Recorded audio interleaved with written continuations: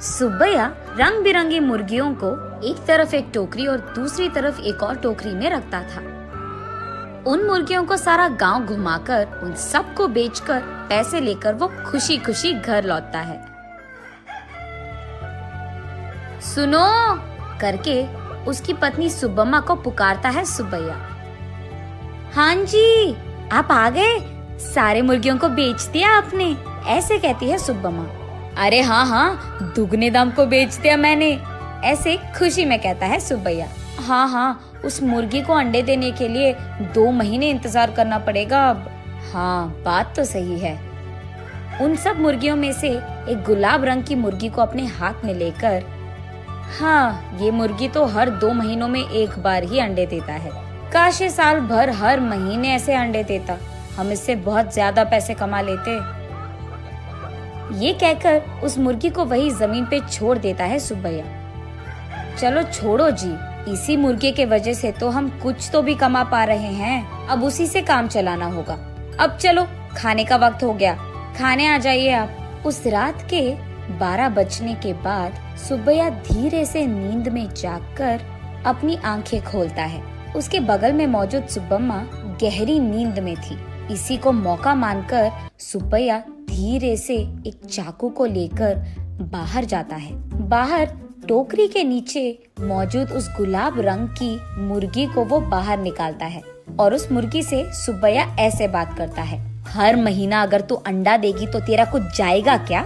या फिर तुझे इस बात की घमंड है कि तू एक ही है जो रंग बिरंगे अंडे देती है? आज मैं तेरा घमंड उतार दूंगा। तो क्या कि तुम हर महीना अंडे नहीं देती हो, सारे अंडे तो तुम्हारे ही पेट में है ना। उन सारे अंडों को एक ही साथ बाहर निकालकर मैं उन सबको एक ही बार में बहुत ज्यादा पैसे के लिए बेच दूंगा, देख लेना। ऐसे कहकर जोर से हंसकर उसके चाकू से उस गुलाब रंग की मुर्गी को मार देता है सुब्बैया। लेकिन उसके पेट में देखने पर उसे एक भी अंडा नजर नहीं आता है। हाय भगवान, ऐसे सोचते ही रहता है कि इतने देर में सुब्बम्मा नींद से जाग उठती है। वहाँ आकर उसके पति के किए को देख, अरे भगवान, ये तूने क्या कर दिया? मैंने सोचा कि सबकी तरह तुम मूर्ख नहीं हो, पर तू तो वही निकला। अरे रे, इतनी अच्छी पैसे देने वाली मुर्गी को तूने जान से मार दिया। अरे रे, सोने की बतख की कहानी कभी सुनी नहीं है क्या तुमने? हाय भगवान, ये मेरे पति ने क्या कर दिया? तुझे लालची बनने की क्या जरूरत थी? ऐसे वो रोती रहती है कि इतने में ए सुनो, क्या कर रही है तू? सुब्बम्मा उठो, क्या हो गया तुझे? सोते हुए इतनी जोर से चिल्ला रही है, पागल हो गई है क्या? नींद से जागकर सुब्बम्मा परेशान होकर अपने पति की ओर देखती है। उसे कुछ नहीं समझ आता है। वो तुरंत बाहर जाकर टोकरी के नीचे बैठे उस मुर्गी को भी देखती है। वो मुर्गी तो हमेशा की तरह सही सलामत थी। ये देख सुब्बम्मा अंदर आकर, ओह, ये सब सपना था, मैंने तो सच सोच लिया था इसे, ऐसे कहती है सुब्बैया से। क्या सपना, क्या सच की बात कर रही है? आधी रात को मुझे उठा दिया तूने अच्छी नींद से। चल जाओ, सो जाओ अभी, कहता है सुब्बैया। अरे जाइए ना आप भी, मुझे तो बुरा सपना आया कि आपने उस मुर्गी को जान से मार दिया, क्योंकि आप लालची बनकर उसके पेट में मौजूद अंडों को निकालना चाहते हैं। मैं कितनी घबरा गई पता है आपको?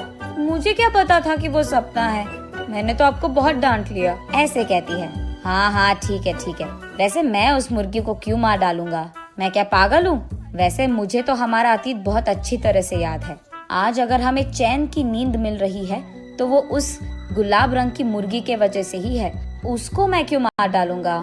चलो सो जाओ अभी, तुम और तुम्हारे सपने। ऐसे कहकर सुब्बैया सो जाता है। लेकिन सुब्बम्मा वही बैठकर अतीत में चले जाती है। एक समय में सुब्बम्मा और सुब्बैया दोनों मुर्गियों का व्यापार करते थे। सुब्बम्मा कुछ मुर्गियों को अपने घर के पास ही रखती थी। उनको खाना देना, उनके अंडों को इकट्ठा करना और उन अंडों को अगल बगल वालों में बेच देना, बड़े हुए मुर्गियों को बिकाव के लिए रख देना और उन मुर्गियों को सुब्बैया का इधर उधर जाकर बेच देना, यही होता था। लेकिन मुर्गियां हर रोज नहीं बिकती थी, कभी कभार तो 10-15 दिनों में एक ही मुर्गी बिकता था। इसी कारण सारा गांव घूम घूम कर थक कर घर आता था सुब्बैया। कभी कभार तो उन मुर्गियों को दाना डालने के लिए भी सुब्बैया और सुब्बम्मा के पास पैसे नहीं थे। तब एक दिन सारा दिन घूमकर थके हारे सुब्बैया उसके घर लौटता है। घर आकर वो बरामदे में बैठता है और उसके बगल में सुब्बम्मा खड़ी रहती है। क्या आज भी एक भी मुर्गी नहीं बिकी? वो ऐसे पूछ ही रही थी कि वहाँ एक साधु आता है। माता, खाने के लिए कुछ दे दो, ऐसे पूछता है। थका हुआ सुब्बैया, ए साधु, हमारे पास ही खाने के लिए कुछ नहीं है, अब तुम्हें क्या दे? अगर चाहिए तुम्हें तो हमारे पास बहुत सारे मुर्गियां हैं, एक लेकर जाओ, ऐसे कहता है। तब साधु छोटा सा हंसी एक देकर, मुर्गी का मैं क्या करूँगा बेटा, मैं मांस नहीं खाता हूँ, मेरे पास ही एक मुर्गी है, इसको तुम ही पालो, ये लो।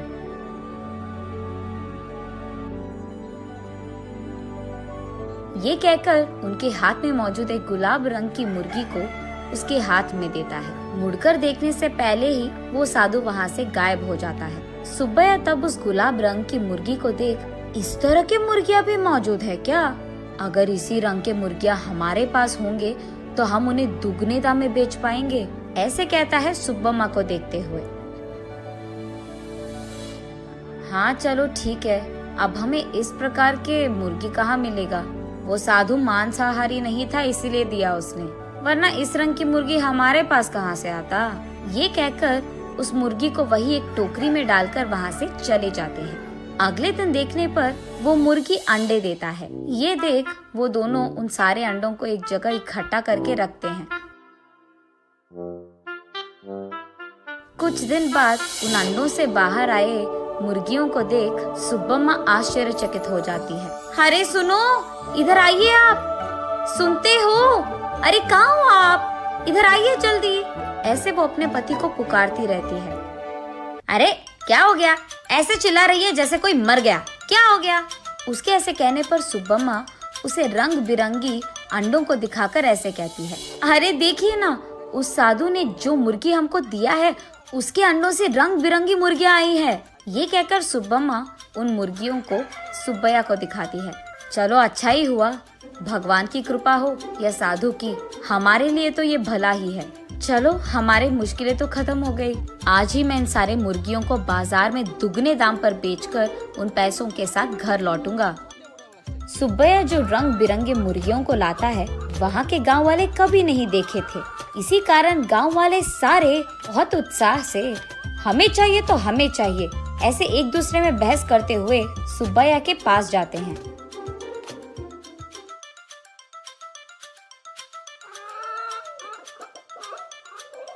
ऐसे वो मुर्गी 1 महीने में सारे दिन अंडे देकर, फिर 2 महीने बिना अंडों के, फिर उसके बाद 1 और महीना सारे दिन अंडे देते हुए रहती थी। अब उन्हीं महीनों में सुब्बैया भी अंडों को जमा करके उन्हें बाजार में बेचता था। ऐसे ही कुछ ही दिनों में पति पत्नी दोनों कमाए हुए पैसों के कारण चैन की नींद सोने लगते हैं। सुब्बम्मा वापस होश में आकर, ओह अब याद आया, सुबह मैं सोच रही थी कि ये मुर्गी साल भर अंडे क्यों नहीं देती है, शायद उसी कारण ऐसा बुरा सपना आया मुझे। ये सोचकर वापस गहरी नींद में सो जाती है सुब्बम्मा।